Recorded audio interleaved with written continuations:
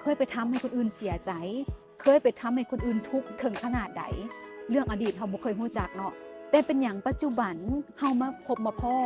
กับคู่ครองที่บ่ได้อกบ่ได้ใจคู่ครองที่เฮ็ดให้เฮาทุกอกทุกใจ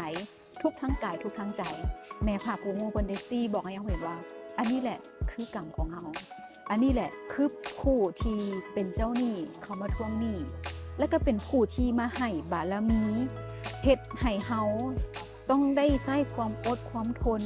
ความเข้มแข็งในการต่อสู้เนาะว่าเฮาสิผ่านพาไปได้บ่ในเมื่อที่เฮาได้พบพ่อกับชีวิตคู่แบบนี้เนาะคือเอื่อยเนาะชีวิตครูของเอื่อยเป็นชีวิตครูหนึ่งที่มีความสุขเพราะมีธรรมะนำทางบัดนี้อยากให้เอื่อยฝากให้ผู้ที่เป็นทุกข์จังทุกข์กับชีวิตครูตอนนี้ทุกข์ย้อนความบ่ได้ใจหั้นเนาะทุกข์ย้อนครูเฮายังบ่ดีพอยังสร้างปัญหาบางเทื่อเฮายังเฮ็ดให้เฮาเป็นทุกข์อยู่หรือแม้แต่เฮาเองนี่ยังเปลี่ยนแปลงตัวเองบ่ได้นะตอนนี้เฮาฮู้ว่ามันทุกข์แต่เฮายังเปลี่ยนบ่ได้แม่น สิเริ่มจากจุดใดเอ่ยอายช่วยเขาเจ้าหน่อยก็อยากฝากเนาะสำหรับผู้ใดที่กำลังเจอปัญหาหรือว่ามีความทุกข์ในชีวิตคู่เนาะอยากให้ทุกคนน่ะลองเปิดใจเบิ่งก่อนเปิดใจเข้ามาศึกษาธรรมะเบิ่งเพราะว่าไอเองนี่ก็เคยประสบพบพ่อกับความทุกข์ในการมี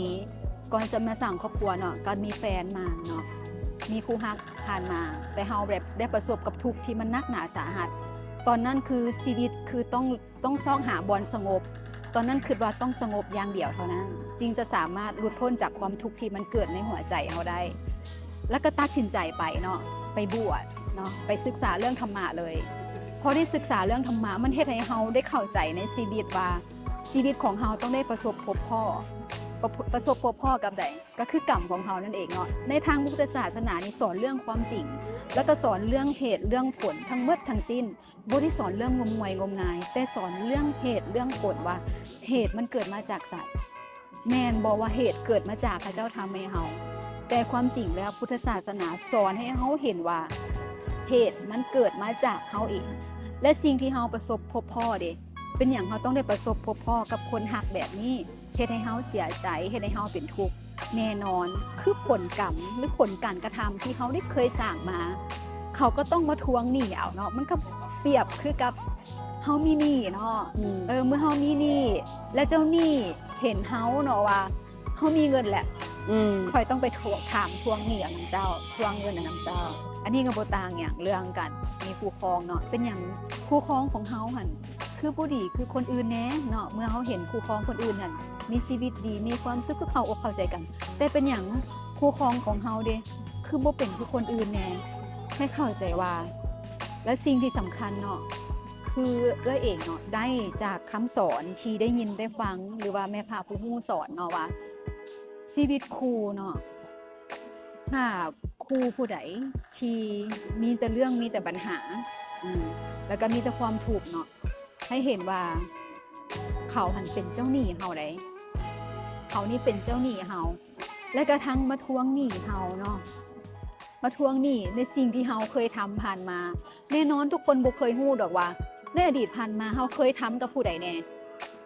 ในทางพุทธศาสนาเนาะเพิ่นก็บอกว่าสรรพสัตว์ทั้งหลายมีการเวียนว่ายตายเกิดแม่นบ่แล้วทุกคนน่ะเวียนว่ายตายเกิดมาหลายภพหลายชาติแล้วเฮาก็เองก็บ่ฮู้เองก็บ่ได้ฮู้ว่าเกิดมาจากภพจากชาติแล้วเองก็บ่ได้ฮู้ว่าสิ่งที่เคยเฮ็ดผ่านมาหั่นเคยไปทำให้คนอื่นเสียใจเคยไปทำให้คนอื่นทุกข์ถึงขนาดใดเรื่องอดีตเฮาบ่เคยฮู้จักเนาะแต่เป็นอย่างปัจจุบันเฮามาพบมาพ้อกับคู่ครองที่บ่ได้อกบ่ได้ใจคู่ครองที่เฮ็ดให้เฮาทุกอกทุกใจทุกทั้งกายทุกทั้งใจแม่พระผู้งูเพิ่นได้ซี่บอกให้เฮาเห็นว่าอันนี้แหละคือกรรมของเฮาอันนี้แหละคือผู้ที่เป็นเจ้าหนี้เขามาทวงหนี้แล้วก็เป็นผู้ที่มาให้บารมีเฮ็ดให้เฮาต้องได้ใช้ความอดความทน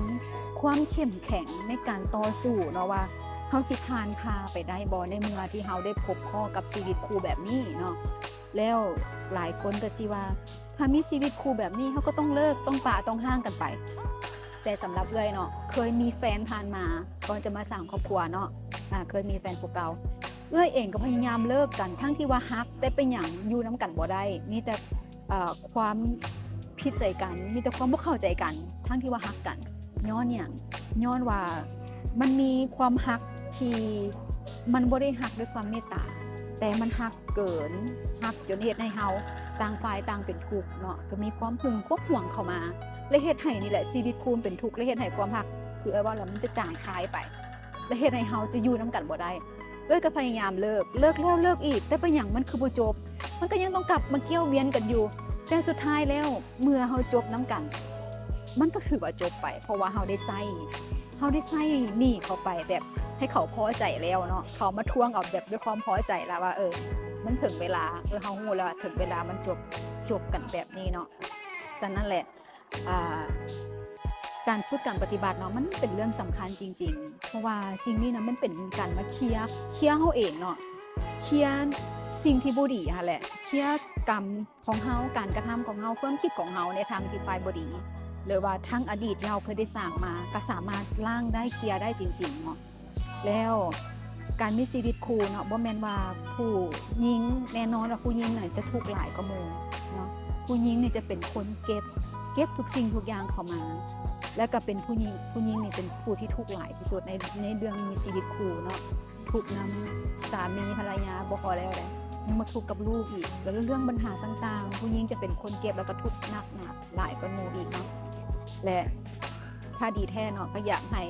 ทั้งผัวทั้งเมียเนาะทั้งคู่ชีวิตนำกันแหละได้เข้าไปศึกษานำกันเพื่อจะได้รู้ว่าเหตุแห่งทุกข์นี้มันเกิดมาจากไสและเฮาสิปรับปรุงและเฮาสิแก้ไขแนวใดเพื่อจะให้ชีวิตเฮาอยู่ไปนำกันได้ตลอดไป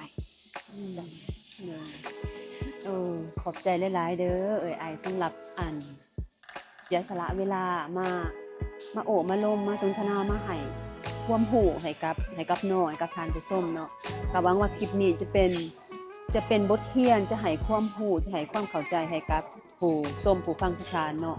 สำคัญก็คือถ้าอยากรู้อยากเข้าใจอยากประสบการณ์ด้วยตนเองคือเพิ่นแนะนำเนาะให้เปิดใจไปฝึกไปปฏิบัติธรรมนางและอายแนะนำให้ไปที่ศูนย์ปฏิบัติธรรมหลัก38เนาะหรือสาขาอยู่ที่ตากฟ้าและเพิ่นสร้างใหม่อยู่ที่วังน้อยเนาะที่นางแนะนำอายแนะนำบ่แม่นว่าพวกเฮาฟังซื่อๆพวกเฮาปฏิบัติและประสบพบความเปลี่ยนแปลงที่ดีในชีวิตด้วยตนเองทั้งชีวิตคู่ชีวิตการงานชีวิตการเงินชีวิตจิตใจชีวิตความสัมพันธ์กับครอบครัวเนาะฉะนั้นขอฝากเดินสำหรับคลิปนี้ก็ขอจบแต่เพียงเท่านี้หวังว่าทุกคนจะมากและอย่าลืมกดไลค์กดแชร์กด Subscribe ให้พวกเฮาแน่เด้อมีความคิดเห็นแนวใดก็คอมเมนต์มาได้ใต้คลิปวิดีโอนี้เนาะสำหรับมื้อนี้บ๊ายบา